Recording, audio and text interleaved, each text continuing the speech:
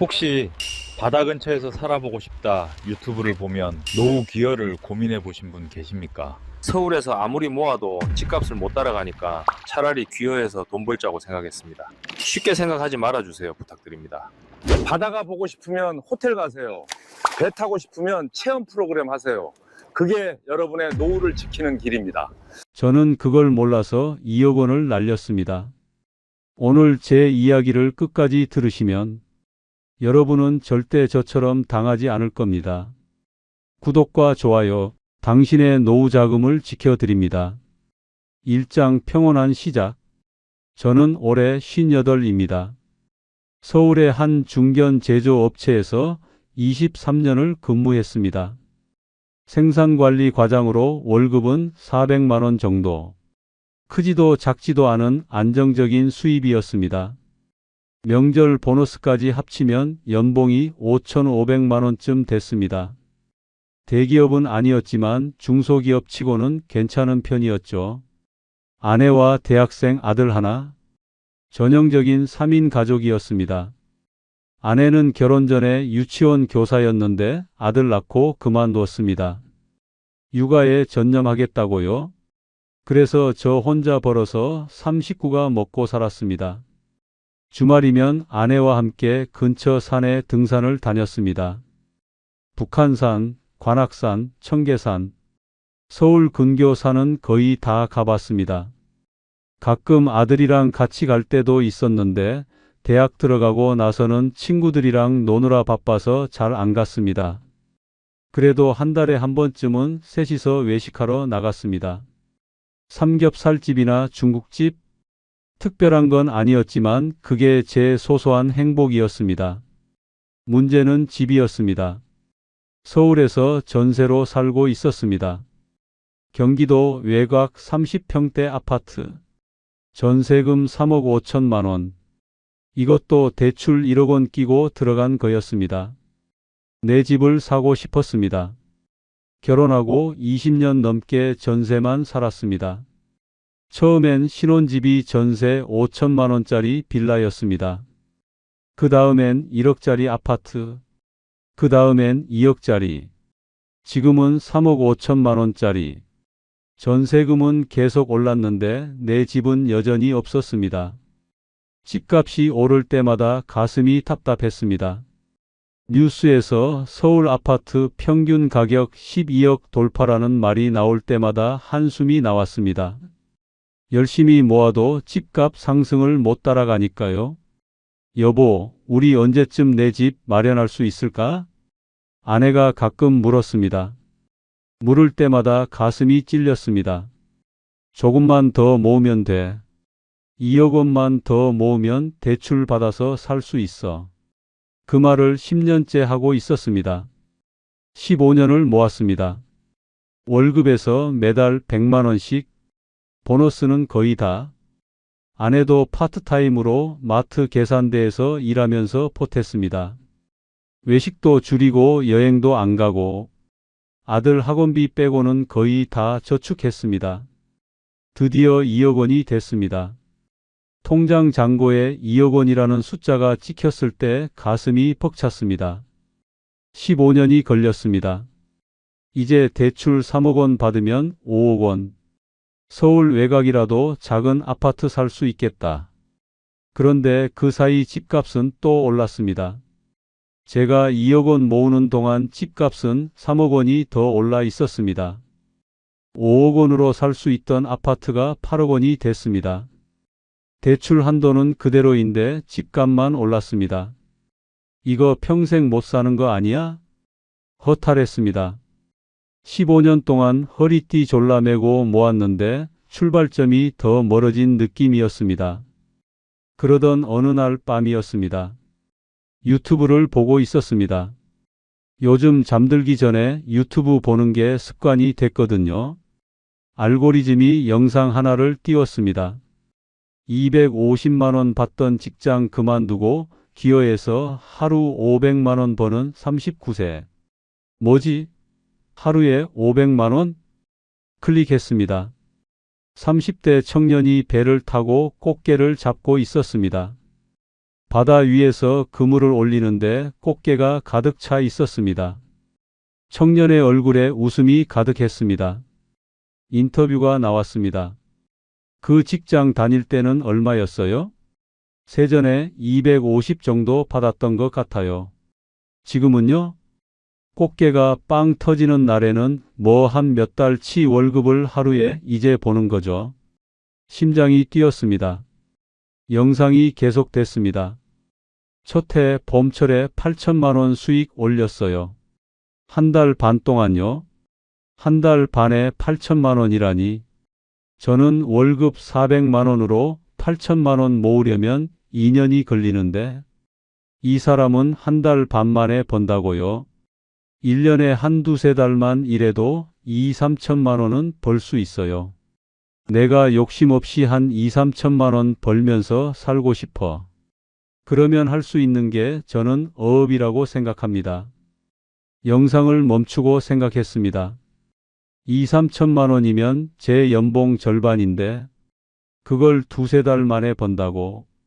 나머지 9달은 쉬면서. 영상을 더 찾아봤습니다. 은퇴 후 귀여 제2의 인생이 열렸습니다. 50대 귀여인 연매출 3억 달성. 도시 탈출, 바다에서 찾은 행복. 서울 직장인 귀여 3년 만에 건물주 되다. 영상마다 성공 사례였습니다. 웃는 얼굴들, 싱싱한 해산물, 푸른 바다, 자유로운 삶. 머릿속에서 계산이 시작됐습니다. 귀여에서 1년에 5천만 원만 벌면 3년이면 1억 5천만 원. 거기에 지금 있는 2억 원 더하면 3억 5천만 원. 서울은 아니더라도 바닷가에 좋은 집을 살 수 있겠다. 아니, 어쩌면 서울 집값보다 더 벌 수 있을지도 모른다. 여보, 이거 봐봐요. 아내를 불렀습니다. 영상을 같이 봤습니다. 우와, 진짜 저렇게 벌어요? 아내도 눈이 커졌습니다. 우리도 해볼까? 어차피 서울에서 집 사는 건 글렀잖아. 아무리 모아도 집값을 못 따라가니까. 차라리 기어에서 돈 벌면서 바닷가에서 살면 어때? 바닷가요? 응. 공기 좋고 물 좋고. 서울에서 찌들어 사는 것보다 낫지 않아? 아내가 한참을 고민하더니 말했습니다. 한번 알아나 보죠 뭐. 어차피 서울에선 희망이 없잖아요. 그 한마디가 제 인생을 바꿔놓을 줄은 그때는 몰랐습니다. 시청 전 구독과 좋아요를 눌러주시면 여러분의 노후를 지키는 작은 행운이 될 수 있습니다. 다음 날부터 기여에 대해 본격적으로 알아보기 시작했습니다. 점심시간마다 스마트폰으로 검색했습니다. 퇴근하고 집에 오면 노트북을 켜고 자료를 찾았습니다. 해양수산부 기여기촌 종합센터 사이트에 들어갔습니다. 기여지원 정책이 있더군요. 정착지원금, 교육지원, 융자 혜택까지. 청년 어업인한테는 3년 동안 월 120만 원씩 지원해 준다고도 했습니다. 정부에서 이렇게까지 밀어주는 거면 해볼 만하지 않을까? 카페에도 가입했습니다. 기여기촌 관련 카페. 회원이 10,000명이 넘더군요. 성공 후기들이 올라와 있었습니다. 기여 2년차 올해 순수익 6천만 원 달성했습니다. 서울에서 직장 다닐 때보다 2배는 법니다. 힘들지만 보람 있어요. 내 사업이니까. 희망이 보이기 시작했습니다. 서울 집값 쫓아가느라 지친 마음에 바다가 손짓하는 것 같았습니다. 이장 준비와 설렘. 회사에 사직서를 냈습니다. 결심하는데 한 달이 걸렸습니다. 23년 다닌 회사였으니까요. 쉬운 결정이 아니었습니다. 과장님, 진짜 그만두시는 거예요? 후배가 물었습니다. 응.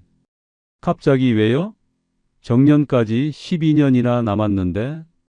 다른 계획이 좀 있어서. 뭔데요? 치킨집이라도 하시게요? 아니, 귀여. 바다에서 배 타려고. 후배가 눈이 휘둥그레졌습니다. 과장님이 배실을요? 농담이시죠? 농담 아니야. 아니, 갑자기 왜 그런 생각을? 서울에서 집 사는 거 포기했어. 아무리 모아도 안 되더라. 차라리 바다에서 돈 벌면서 살려고. 후배가 고개를 저었습니다. 에이, 다시 생각해 보세요. 바다 일이 얼마나 힘든데요? 알아. 근데 유튜브 보니까 생각보다 괜찮더라고. 유튜브요? 응. 기어에서 성공한 사람들 많아. 첫 해 8천만 원 번 사람도 있어. 후배가 뭔가 말하려다가 그만뒀습니다.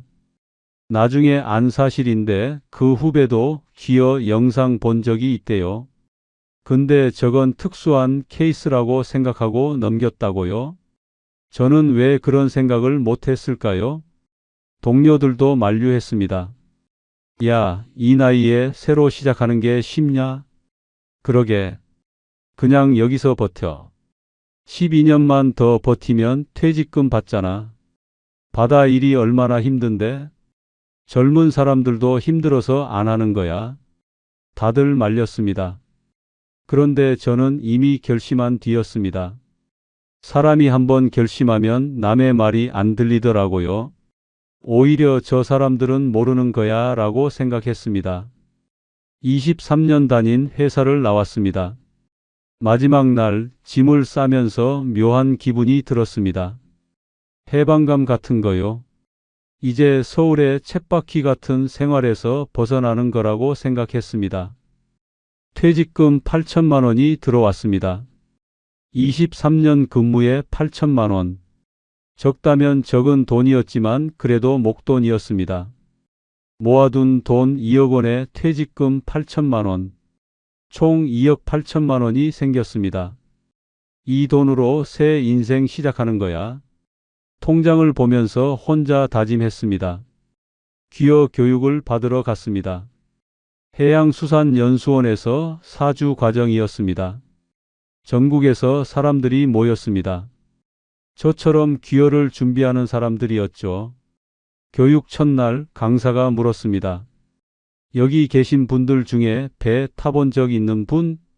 20명 중에 손든 사람이 3명이었습니다. 저는 당연히 손 못 들었죠.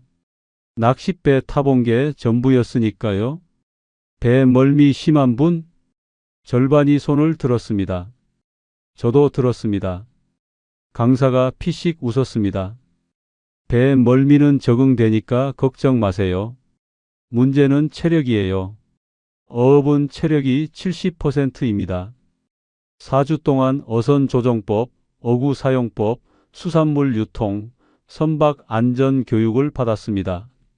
실습도 있었는데 생각보다 힘들었습니다. 그물 던지고 올리는 것만 해도 온몸이 땀으로 젖었습니다. 이게 실제로는 10배는 더 힘들어요. 강사가 말했습니다. 그때는 그냥 겁주는 말이라고 생각했습니다. 같이 교육받는 사람들이 20명 정도 있었는데 대부분 40, 50대였습니다. 저처럼 직장 그만두고 온 사람, 사업 실패하고 온 사람, 은퇴 후 제2의 인생 찾으러 온 사람. 사연은 다양했지만 목표는 같았습니다. 우리 서로 연락하면서 지내요. 연락처를 교환했습니다.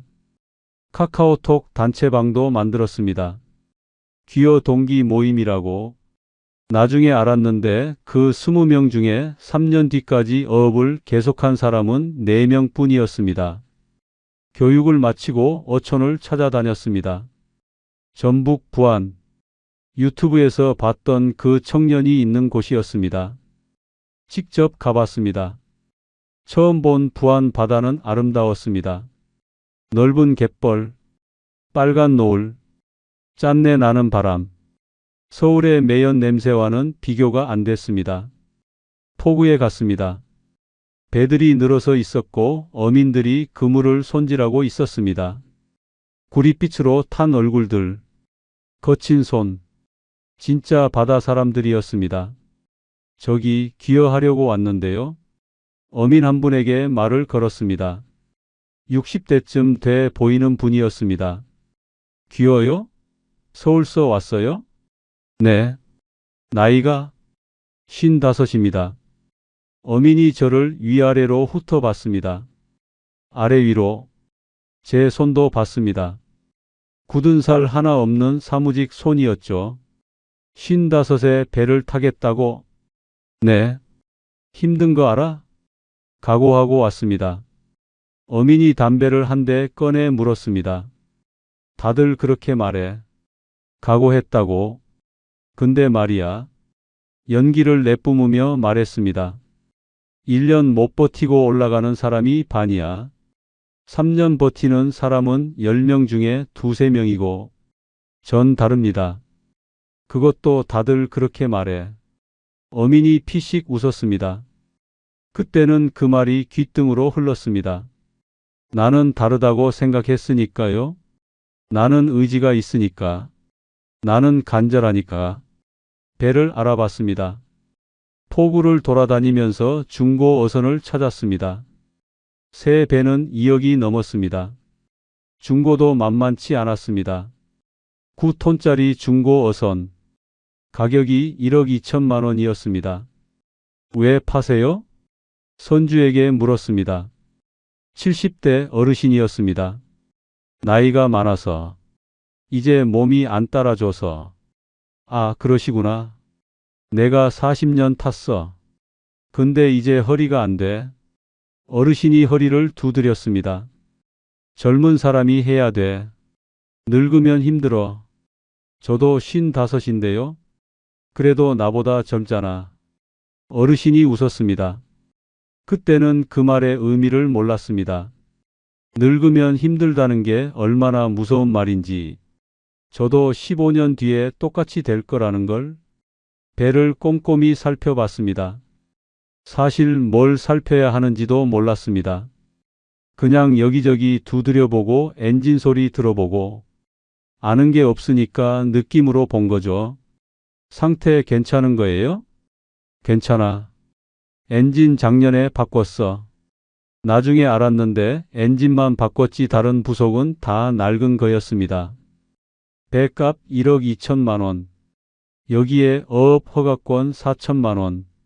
어구랑 장비 2천만 원. 초기 운영자금 2천만 원. 총 2억 원이 들어갔습니다. 집 사려고 15년 모은 2억 원. 고스란히 배에 들어갔습니다. 계약서에 도장을 찍는 순간 손이 떨렸습니다. 2억 원이라는 돈이 15년이라는 시간이 이 배 한 척에 들어가는 거구나. 잘 될 거야. 첫 해만 잘 되면 본전 뽑는 거니까. 스스로를 다독였습니다. 퇴직금 8천만 원이 생활비와 비상금으로 남았습니다. 이제 시작만 남았네. 아내에게 말했습니다. 잘 될 거예요. 유튜브에서 봤잖아요. 첫 해 8천만 원 벌었다고. 3년만 고생하면 서울 집값보다 더 벌 수 있어요. 그래요. 이번엔 진짜 될 거야. 아내가 제 손을 잡았습니다. 부안에 작은 집을 얻었습니다. 월세 40만 원짜리 단독주택. 낡았지만 마당이 있었습니다.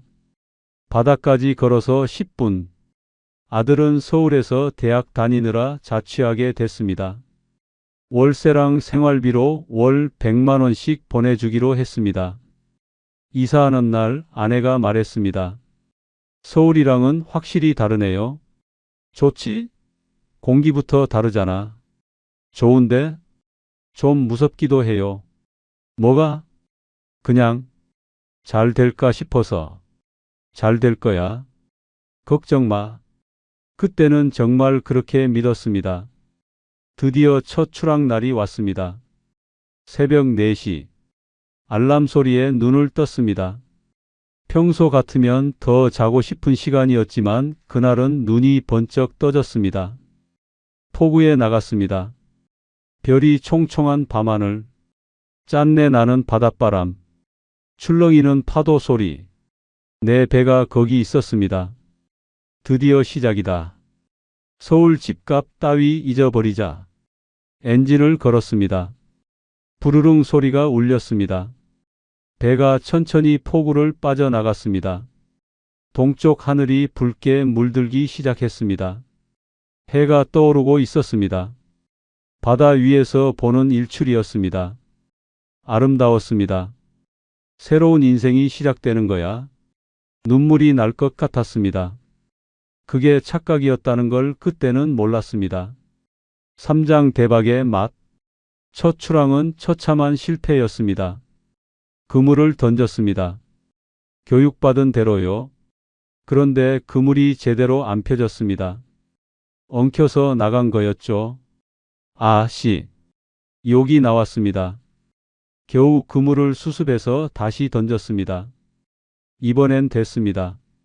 물속으로 가라앉는 그물을 보면서 기대에 부풀었습니다. 3일 뒤에 그물을 올렸습니다. 꽃게가 3마리였습니다. 고작 3마리요. 그물 올리는데 2시간이 걸렸습니다. 허리가 끊어질 것 같았습니다. 그렇게 고생해서 꽃게 3마리, 3일을 바다에서 보냈는데 수익이 5만 원이었습니다. 기름값도 안 나왔습니다. 뭐야 이게? 허탈했습니다. 포구에 돌아와서 옆배 선장에게 물었습니다. 저 꽃게가 3마리밖에 안 잡혔는데? 선장이 제 얼굴을 봤습니다. 피곤해 보이는 50대 얼굴이었죠. 처음이지? 네. 원래 처음엔 그래. 아, 그래요? 포인트를 못 찾으면 헛물만 켜는 거야. 포인트요? 응. 꽃게가 어디 많은지 아는 거. 그걸 배우는데 최소 1년은 걸려. 1년이요? 그제야 깨달았습니다. 유튜브에서 본 그 청년도 2년 동안 배웠다고 했었죠. 저는 4주 교육만 받고 바로 뛰어든 거였습니다. 어디서 많이 잡혀요? 물었습니다. 선장이 머뭇거렸습니다. 그건 말해주기 좀 그렇고. 그랬습니다. 포인트는 어민들의 밥줄이니까요. 쉽게 알려줄 리가 없었습니다. 석 달 동안 허탕만 쳤습니다. 매일 새벽 4시에 일어나서 출항했습니다. 3일에서 5일씩 바다에서 보냈습니다. 그물을 던지고 올리고 던지고 올리고. 허리가 아팠습니다. 어깨가 아팠습니다. 손에는 물집이 잡혔다가 터지고 굳은 살이 생겼습니다. 그런데 수익은 안 나왔습니다. 한 달에 200~300만 원. 거기서 기름값 빼고 어구 손실 빼고 나면 남는 게 100만 원도 안 됐습니다. 여보, 이게 맞는 거야? 아내가 걱정하기 시작했습니다. 조금만 기다려봐. 봄철이 대목이래. 근데 생활비가 퇴직금 8천만 원에서 이미 1,000만 원이 넘게 나갔습니다.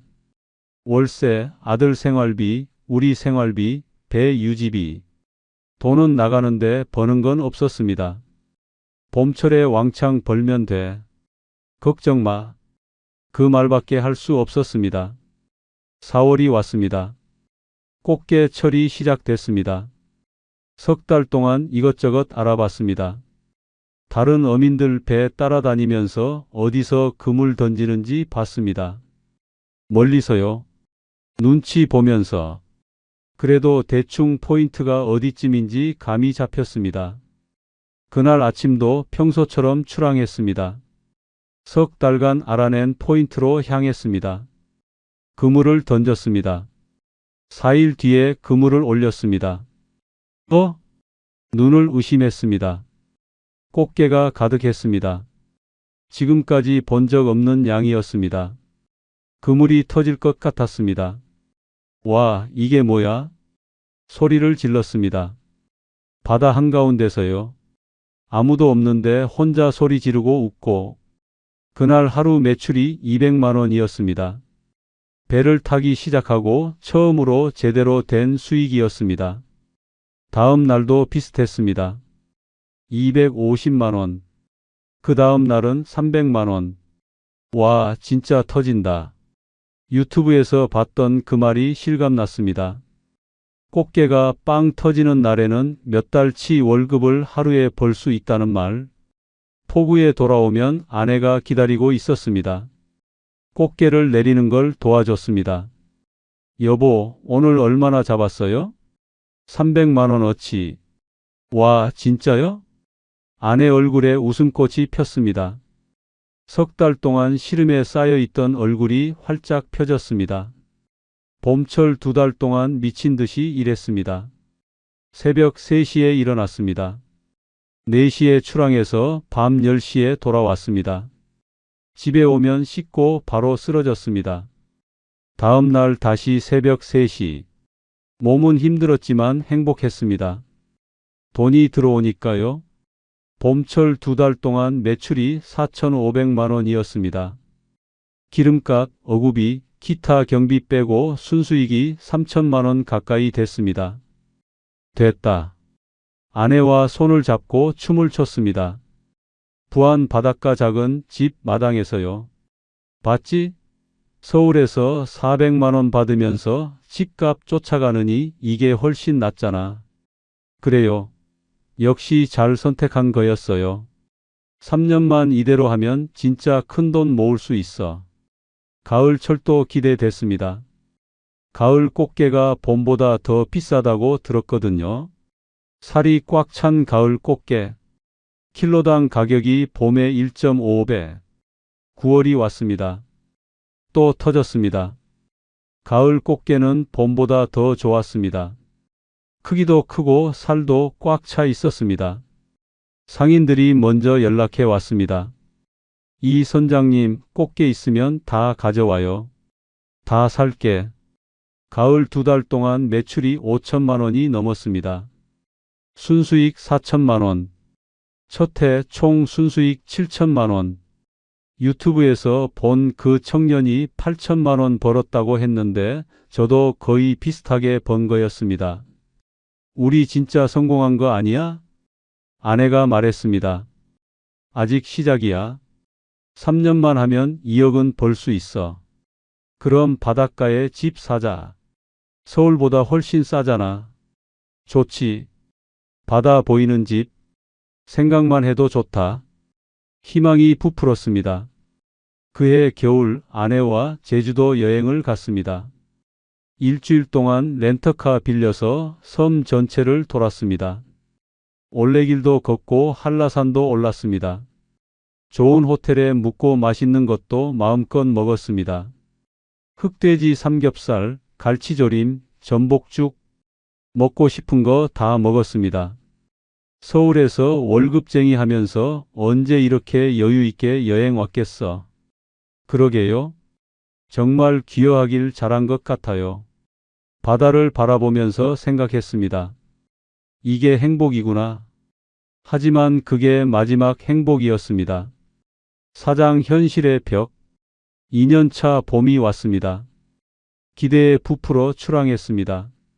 작년 포인트를 기억하고 있었습니다. 거기 가면 또 터지겠지. 그물을 던졌습니다. 4일 뒤에 올렸습니다. 뭐야? 꽃게가 별로 없었습니다. 작년에 3분의 1도 안 됐습니다. 이상하다. 포인트가 틀렸나? 다른 곳으로 가봤습니다. 그것도 비슷했습니다. 일주일을 바다에서 보냈는데 매출이 80만 원이었습니다. 올해는 왜 이래? 포구에 돌아와서 옆배 선장에게 물었습니다. 올해 수온이 높아서 그래. 수온이요?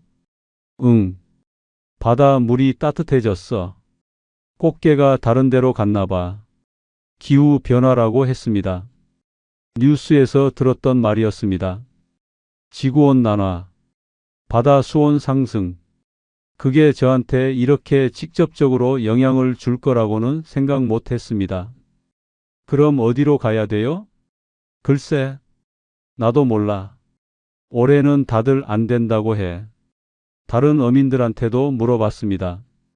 다들 비슷한 말을 했습니다. 올해는 망했어. 20, 30년 만에 최악이야. 기후가 미쳤어. 봄철 2달이 지났습니다. 매출이 2천만 원밖에 안 됐습니다. 작년의 절반도 안 되는 수준이었습니다. 경비 빼고 나면 순수익이 1,000만 원도 안 됐습니다. 좀 기다려봐요. 가을이 있잖아요. 아내가 위로했습니다. 그래, 가을에 만회하면 돼. 그렇게 믿고 싶었습니다. 여름이 지나고 가을이 왔습니다.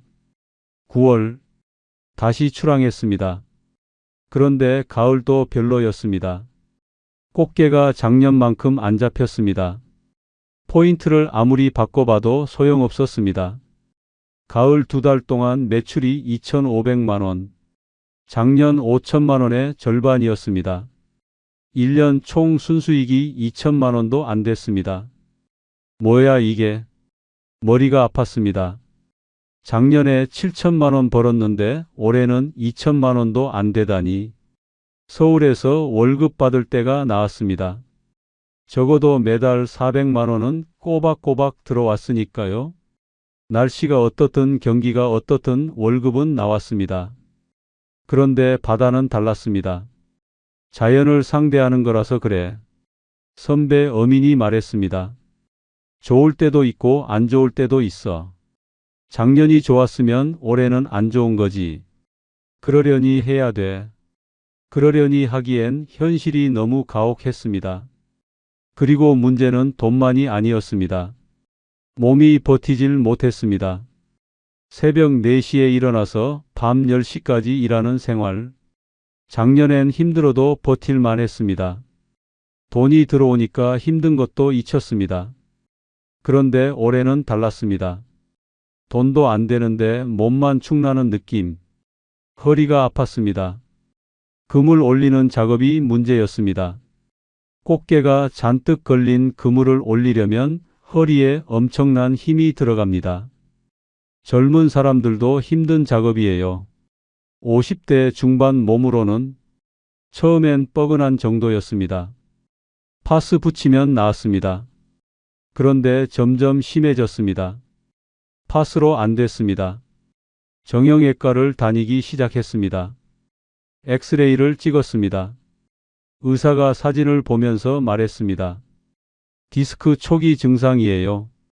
디스크요? 네. 허리뼈 사이 디스크가 튀어나오기 시작했어요. 무리하시면 안 됩니다. 무리하면 안 된다고요? 그런데 배 타는 일이 무리 안 하고 될 일입니까? 그물 올리는 건 어떻게 해요? 어구 나르는 건요? 물리치료 받으시고요. 허리 운동 꾸준히 하세요. 그리고 무거운 거 드는 건 피하시고. 제가 어업을 하는데요. 그럼 좀 쉬시는 게. 쉴 수가 없어요. 의사가 한숨을 쉬었습니다. 그럼 악화될 수 있어요. 나중에 수술해야 할 수도 있고. 무서웠습니다. 그래도 배를 탈 수밖에 없었습니다. 배 안 타면 수입이 없으니까요. 2억 원을 투자했는데 쉴 수는 없잖아요. 허리만 아픈 게 아니었습니다. 어깨도 아팠습니다. 그물 던지는 동작 때문이었죠. 무릎도 아팠습니다. 배 위에서 중심 잡으려고 무릎에 힘을 주니까요. 온몸이 쑤셨습니다. 밤에 잠이 안 올 정도였습니다. 누우면 허리가 아프고 옆으로 누우면 어깨가 아프고. 여보, 병원비가 이번 달만 80만 원이에요. 아내가 한숨을 쉬었습니다. 정형외과 진료비, 물리치료비, 약값, 파스값 다 합치니까 한 달에 80만 원이었습니다. 건강보험이 있어도 그랬습니다. 그뿐이 아니었습니다. 배 유지비가 장난이 아니었습니다. 엔진 수리비가 300만 원 나왔습니다. 출항 중에 엔진이 이상한 소리를 내더니 멈춰버렸습니다. 바다 한가운데서요. 다행히 다른 배가 끌어줘서 돌아왔지만 하마터면 조난당할 뻔했습니다. 엔진 부품 교체해야 돼요. 정비소에서 말했습니다. 300만 원. 어구 교체비도 500만 원이 들었습니다. 그물이 암초에 걸려서 찢어졌습니다. 새 그물 사야 했습니다. 선박 검사비 200만 원. 매년 받아야 하는 검사였습니다. 보험료 400만 원. 거기에 기름값. 한 번 출항할 때마다 기름이 50만 원씩 들었습니다. 계산해 보니까요. 배 안 타도 매달 100만 원씩 나갔습니다. 유지비만요? 생각보다 돈이 많이 드네. 장부를 정리하다가 깜짝 놀랐습니다. 첫 해본 돈이 2년 차에 거의 다 나간 거였습니다. 7천만 원 벌었는데 2년 차 생활비, 유지비, 병원비, 수리비 다 합치니까 6천만 원이 넘게 나갔습니다. 플러스 마이너스 제로. 아니, 오히려 마이너스. 여보, 이거 맞는 거야? 서울에서 월급 받는 게 나았던 거 아니야? 아내가 물었습니다. 아내 얼굴에 근심이 가득했습니다. 작년 제주도 여행 때의 밝은 얼굴이 아니었습니다. 조금만 더 해보자. 올해가 특수한 거야. 기후 때문에? 내년엔 나아지겠지. 진짜요? 응. 다른 어민들도 그렇게 말해. 올해만 안 좋은 거래. 거짓말이었습니다. 다른 어민들은 앞으로 더 안 좋아질 거야 라고 했습니다. 기후 변화 때문에요. 근데 그 말은 차마 못했습니다. 내년엔 나아지겠지. 그 말을 믿고 싶었습니다. 15년 모은 돈이 들어간 배였으니까요. 오장 충격과 절망. 3년 차가 됐습니다. 기대 반 걱정 반으로 봄을 맞았습니다. 제발 작년보단 나아지길. 3월이었습니다. 출항 준비를 하면서 기도했습니다. 불교 신자도 아닌데 절에 가서 빌기도 했습니다. 바다에 신이 있다면 올해는 풍어를 달라고. 출항했습니다. 그물을 던졌습니다. 결과는요?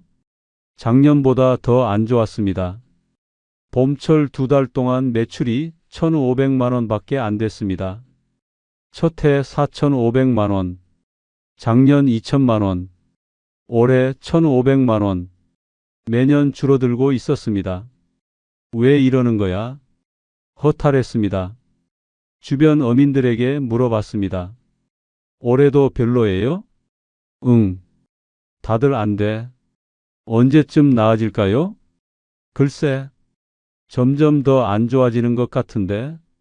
다들 우울한 표정이었습니다. 경력 20-30년 된 베테랑들도 마찬가지였습니다.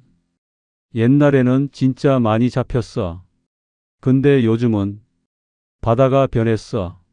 한 어르신이 말했습니다. 지구온난화 때문인가? 그런 것 같아. 물이 따뜻해지니까 고기가 북쪽으로 올라가. 꽃게도 마찬가지고. 기후 변화. 유튜브에서는 아무도 안 알려줬습니다. 성공한 사람들 영상에는 작년에 대박 났어요. 올해도 기대돼요. 이런 말만 있었지 기후 변화로 어획량이 줄고 있어요. 같은 말은 없었습니다. 그래도 포기할 수 없었습니다. 가을이 남았으니까요. 가을에 만회하면 돼. 여름이 지나고 가을이 왔습니다. 그런데 그 전에 결정타가 왔습니다. 8월이었습니다. 그날도 평소처럼 출항 준비를 하고 있었습니다. 새벽 4시. 어구를 배에 싣고 있었습니다. 무거운 통발 상자를 들어 올리는 순간이었습니다. 허리에서 뭔가가 끊어지는 느낌이 들었습니다. 다리에 힘이 풀렸습니다. 으악! 쓰러졌습니다. 포구 바닥에 엎어졌습니다. 일어나려고 했는데 일어날 수가 없었습니다. 허리가 전혀 안 움직였습니다. 조금만 움직여도 번개 치는 것 같은 통증이 왔습니다. 살려줘요. 소리 질렀습니다. 새벽이라 사람이 없었습니다. 한참을 소리 지르고 나서야 다른 어민이 발견해 줬습니다. 구급차에 실려갔습니다. 병원 응급실. MRI를 찍었습니다. 의사가 사진을 보면서 고개를 저었습니다. 디스크가 터졌어요. 터졌다고요? 네. 허리뼈 사이 디스크가 완전히 밀려 나와서 신경을 누르고 있어요. 수술하셔야 합니다. 수술이요? 네. 안 하시면 다리 마비 올 수 있어요. 지금도 다리 저리시죠? 저렸습니다. 오른쪽 다리 전체가 저렸습니다. 수술비가 얼마예요? 수술비 자체는 보험 적용되면 500만 원 정도인데요. 입원비, 재활치료비 다 합치면 의사가 계산기를 두드렸습니다. 대략 2,500만 원에서 3천만 원 정도 보시면 됩니다. 3천만 원. 눈앞이 캄캄했습니다. 아내에게 연락했습니다. 여보, 나 병원이야. 네? 왜요? 무슨 일이에요? 허리 수술해야 돼. 허리 수술이요? 아내의 목소리가 떨렸습니다. 아내가 병원에 왔습니다. 제 모습을 보고 울었습니다. 어떻게요? 울지 마. 수술하면 괜찮대. 돈은 어떻게요? 그건 퇴직금으로 남겨뒀던 비상금 8천만 원에서 2년 동안 생활비로 쓰고 남은 게 4천만 원이었습니다. 거기서 3천만 원을 써야 했습니다. 수술을 받았습니다. 5시간짜리 대수술이었습니다. 마취해서 깨어났을 때 온몸이 찌뿌둥했습니다. 허리에는 기다란 상처가 있었습니다. 수술은 잘 됐어요. 근데 재활이 중요합니다. 최소 석 달은 무리하시면 안 돼요. 석 달 동안 배를 못 탔습니다. 그 사이 가을철이 다 지나갔습니다. 가을 꽃게, 1년 중 가장 큰 수익을 올릴 수 있는 시기. 살이 꽉 찬 가을 꽃게가 가장 비싸게 팔리는 시기를 통째로 날린 거였습니다. 병원 침대에 누워서 천장을 바라봤습니다. 이제 어떻게? 눈물이 났습니다. 58 먹은 남자가 병원 침대에서 눈물을 흘렸습니다. 억울하고 서럽고 한심했습니다. 왜 그때 희망퇴직을 신청했을까? 왜 유튜브 영상 몇 개 보고 인생을 걸었을까? 왜 50대 중반에 배를 타겠다고 했을까? 집 사려고 15년 모은 돈. 그 돈으로 지방이라도 작은 아파트 샀으면 지금쯤 내 집에서 편하게 살고 있었을 텐데. 후회가 밀려왔습니다. 퇴원 후 결심했습니다. 배를 팔자. 더 이상은 못하겠다. 몸도 안 되고 돈도 안 되고 이러다간 진짜 큰일 난다. 아내에게 말했습니다. 배 팔자. 아내가 아무 말도 안 했습니다. 미안해. 내가 잘못했어. 서울에서 그냥 월급 받으면서 살걸. 괜히 욕심부렸어. 아내가 한참 만에 입을 열었습니다. 그래요. 그게 좋겠어요. 그 말이 가슴에 박혔습니다. 배를 내놓았습니다. 1억 2천만 원 주고 산 배. 3년 된 중고. 중개인에게 연락했습니다. 배 팔려고 하는데요. 어떤 배요? 9톤짜리요. 3년 탔어요. 아, 그거요? 한번 볼게요. 중개인이 와서 배를 살펴봤습니다. 여기저기 두드려보고 엔진도 살펴보고 얼마나 받을 수 있을까요? 물었습니다. 7천만 원 정도요. 네. 3년 된 배는 그 정도예요. 요즘 중고 어선 시장이 안 좋기도 하고 1억 2천만 원이 7천만 원이 됐습니다. 5천만 원 손실. 좀 더 못 받아요? 어렵죠. 7천만 원도 잘 받는 거예요. 할 수 없었습니다. 7천만 원에 팔았습니다. 허가권도 팔았습니다. 4천만 원 주고 산 허가권이 3천만 원에 팔렸습니다. 1천만 원 손실. 어구랑 장비도 팔았습니다. 2천만 원 들인 게 500만 원에 팔렸습니다. 1,500만 원 손실. 전부 다 팔고 나서 정산을 해봤습니다. 배 7천만 원, 허가권 3천만 원, 장비 500만 원, 총 회수금 1억 500만 원, 투자금은 2억 원이었습니다. 순손실 9,500만 원, 거기에 3년간 생활비, 병원비, 유지비, 수리비 모두 합치면 총 손실이 1억 5천만 원이 넘었습니다. 집 사려고 15년 모은 2억 원, 퇴직금 8천만 원까지 총 2억 8천만 원 중에서 1억 5천만 원을 날린 거였습니다. 남은 돈은 1억 3천만 원. 아니, 거기서 병원비 대출 3천만 원을 빼면 실질적으로 남은 돈은 1억 원. 3년 만에 1억 8천만 원을 날린 거였습니다. 육장 비용 계산에 충격. 병원에서 퇴원하고 집에 돌아왔습니다. 부안의 작은 월세집. 마당에 앉아서 바다를 바라봤습니다. 3년 전 처음 왔을 때 그렇게 아름다워 보이던 바다가 이제는 원망스러웠습니다. 노트를 꺼냈습니다. 계산을 해봤습니다. 정확하게 귀여하지 않았으면 어땠을까? 서울에서 그냥 회사 다녔으면요. 3년치 월급 400만 원 곱하기 36개월 1억 4,400만 원. 보너스까지 합치면 약 1억 6천만 원. 거기에 모아둔 2억 원. 퇴직금 8천만 원. 합계 4억 4천만 원. 이 돈이면 서울 외곽에 작은 아파트 샀을 겁니다. 3억 원짜리 아파트에 대출 없이 들어가고도 1억 4천만 원이 남았을 거예요. 드디어 내 집. 15년 동안 꿈꿔왔던 내 집을 가지고 있었을 겁니다. 지금 제가 가진 건요. 순자산 1억 원. 그리고 병원비 대출 3천만 원. 빚 빼면 실질 자산 7천만 원. 그냥 회사 다녔으면 4억 4천만 원. 기여했더니 7천만 원. 차이가 3억 7천만 원입니다. 3년 동안 3억 7천만 원을 날린 겁니다. 연필을 놓고 한참을 멍하니 있었습니다. 3억 7천만 원. 숫자가 너무 커서 실감이 안 났습니다. 다시 계산했습니다. 1년에 1억 2,300만 원씩 손해 본 거예요. 한 달에 1,000만 원씩 까먹은 거예요. 하루에 33만 원씩 잃은 거예요. 3년 동안 매일매일 33만 원씩 바다에 버린 셈이었습니다. 출항 횟수로 따지면 더 처참했습니다. 3년간 총 출항 횟수.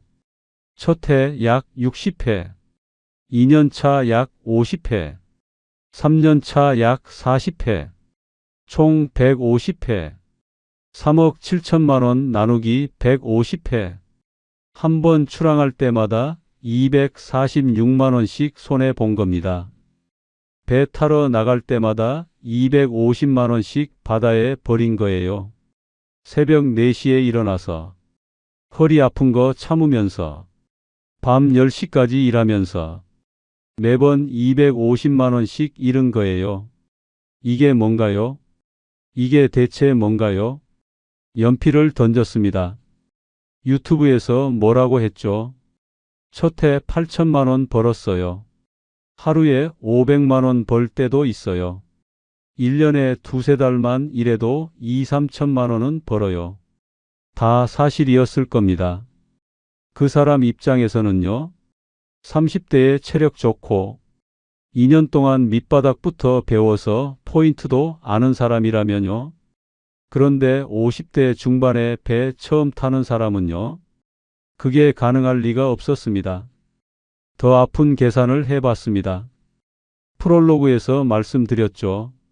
바다가 보고 싶으면 호텔 가세요. 호텔 1박 15만 원짜리로 계산하면 3억 7천만 원이면 2,466박입니다. 6년 넘게 매일 바다 보이는 호텔에서 잘 수 있었습니다. 오션뷰 스위트룸에서요. 매일 아침 바다를 보면서 일어나고 매일 저녁 노을을 보면서 와인 한잔하고 그렇게 6년을 살 수 있는 돈이었습니다. 배 타고 싶으면 체험 프로그램 하세요. 귀여 체험 프로그램이 1박에 20만 원입니다. 3억 7천만 원이면 1850박입니다. 5년 넘게 매일 배 타는 체험을 할 수 있었습니다. 진짜 어민처럼 그물 던지고 꽃게 잡고 그런데 실패해도 내 돈 안 잃고 다치면 그냥 안 가면 되고 그렇게 5년을 즐길 수 있는 돈이었습니다. 호텔도 가고 체험도 하고 남은 돈으로 작은 집도 살 수 있었습니다. 지방에 2억짜리 아파트 사고도 돈이 남았을 거예요. 나는 뭘 한 건가? 15년 모은 돈을 허리 디스크랑 바꾼 겁니다. 내 집 마련하려고 모은 돈으로 병원 신세지는 몸을 산 겁니다. 눈물이 났습니다. 아내가 와서 제 어깨에 손을 얹었습니다. 여보, 울지 마요. 미안해. 정말 미안해. 됐어요. 지난 건 어쩔 수 없잖아요. 내가 잘못했어. 다 내 잘못이야. 아내가 아무 말도 안 했습니다. 그 침묵이 더 가슴 아팠습니다. 7장 실패 원인 분석. 왜 실패했을까? 병원 침대에서, 부안 월세 집에서 수없이 생각했습니다. 냉정하게 분석해 봤습니다. 실패 원인을 하나하나 적어 봤습니다. 첫째, 나이를 몰랐습니다. 유튜브에 나온 사람은 39세였습니다. 저는 55이었습니다. 16년 차이. 16년이면 엄청난 차이입니다.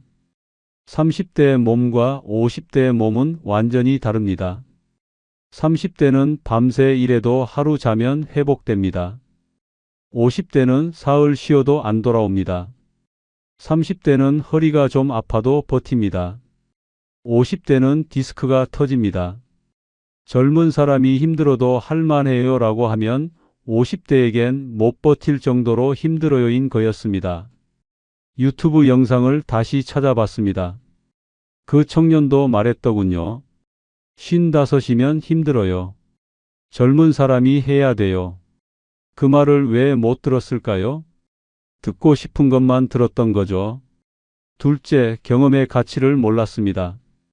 그 청년은 2년 동안 배웠습니다. 밑바닥부터요. 다른 배에서 선원으로 일하면서 포인트를 익혔습니다. 그물 던지는 법, 날씨 읽는 법, 조류 파악하는 법. 2년 동안 맨 땅에 헤딩하면서 배운 거였습니다. 저는 4주 교육받고 바로 뛰어들었습니다. 4주 교육. 고작 4주요. 4주와 2년. 비교가 안 되죠.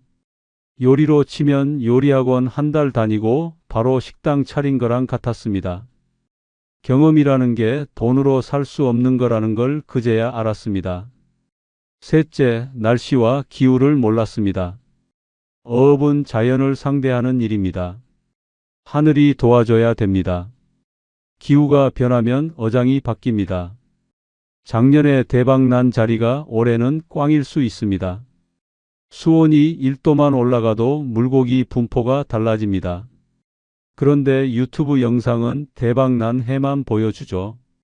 첫 해 8천 벌었어요. 그 첫 해가 특별히 좋은 해였다는 건 안 말해요. 기후 변화로 앞으로 점점 더 안 좋아질 거라는 것도 안 말해요. 넷째, 유지비를 몰랐습니다. 배는 사는 게 끝이 아니었습니다. 매달 100만 원씩 나갔습니다. 안 타도요. 보험료, 계류비, 기본 정비비. 타면 더 나갔습니다. 기름값, 어구 손실, 수리비. 이건 아무도 안 알려줬습니다. 유튜브에서는요. 배 사는데 2억 들었어요 하고 끝이에요. 매달 100만 원씩 나가요 이런 말은 안 해요. 왜? 그런 말 하면 조회수 안 나오니까요. 다섯째, 몸값을 몰랐습니다. 병원비가 이렇게 많이 들 줄 몰랐습니다. 디스크 수술비 3천만 원, 재활치료비 월 100만 원, 3년간 병원비만 5천만 원 넘게 썼습니다. 건강을 잃으면 돈을 벌어도 의미가 없습니다. 아니, 돈을 벌 수조차 없습니다. 저는 건강을 담보로 사업을 한 거였습니다. 담보가 날아가면 사업도 끝나는 거였죠. 여섯째, 집값에 쫓겼습니다.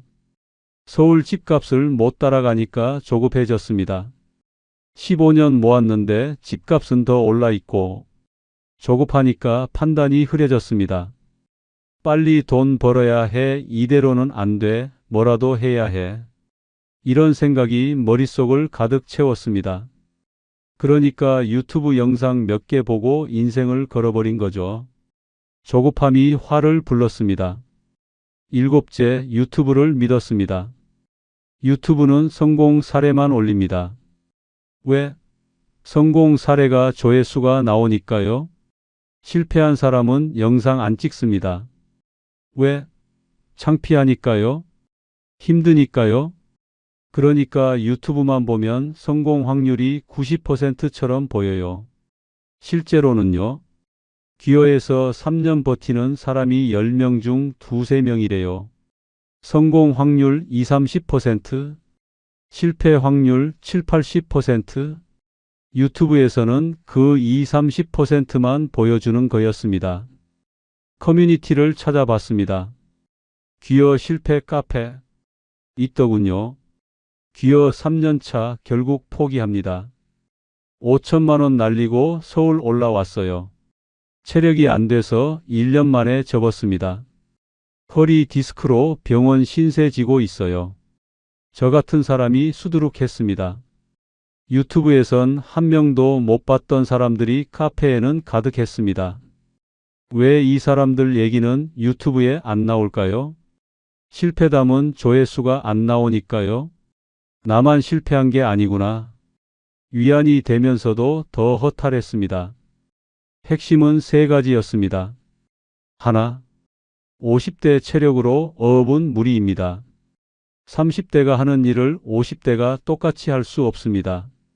몸이 안 따라줍니다. 억지로 하면 병원 신세집니다.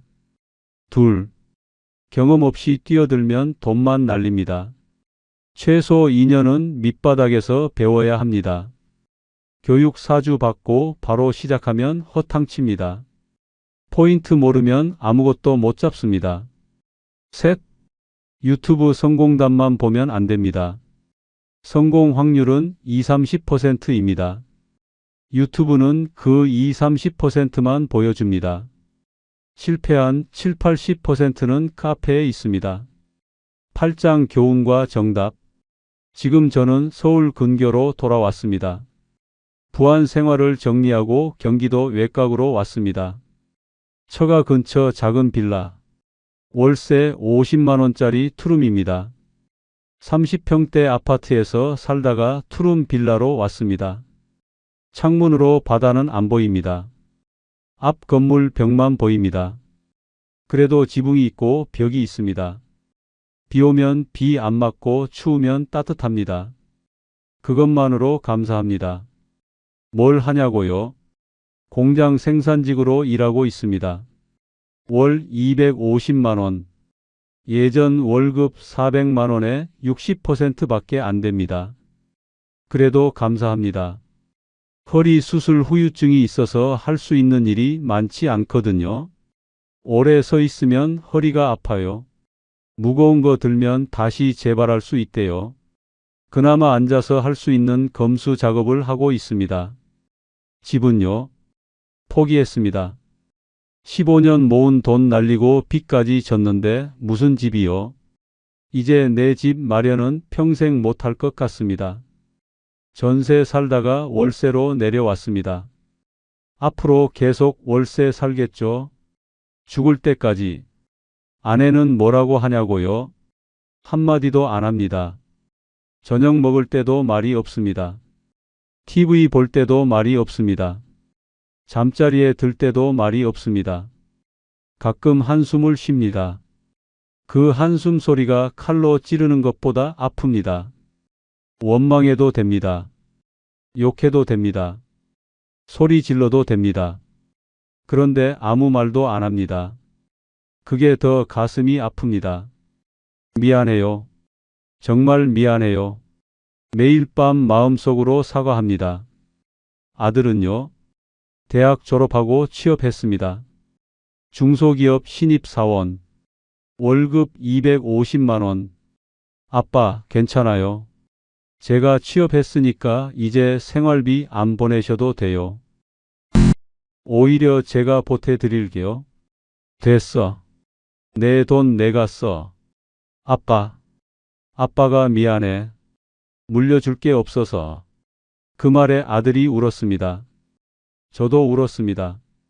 물려줄 집 한 칸 없는 아버지, 빚만 있는 아버지, 아들한테 신세질 아버지가 된 거죠. 교훈을 정리해 봤습니다. 이 영상을 보시는 분들은 제 전철을 밟지 마시길 바랍니다. 첫째, 유튜브 영상 몇 개 보고 인생을 걸지 마세요. 영상은 성공 사례만 보여줍니다. 실패 사례는 안 나옵니다. 그러니까 성공 확률이 높아 보이는 거예요. 실제 성공 확률은 20~30%입니다. 10명 중 7, 8명은 실패합니다. 둘째, 나이를 인정하세요. 50대는 50대입니다. 30대가 할 수 있는 일을 50대가 똑같이 할 수 없습니다. 체력의 한계를 인정해야 합니다. 나는 달라, 나는 건강해, 이런 생각 버리세요. 몸은 거짓말 안 합니다. 셋째, 집값에 쫓기지 마세요. 조급하면 판단이 흐려집니다.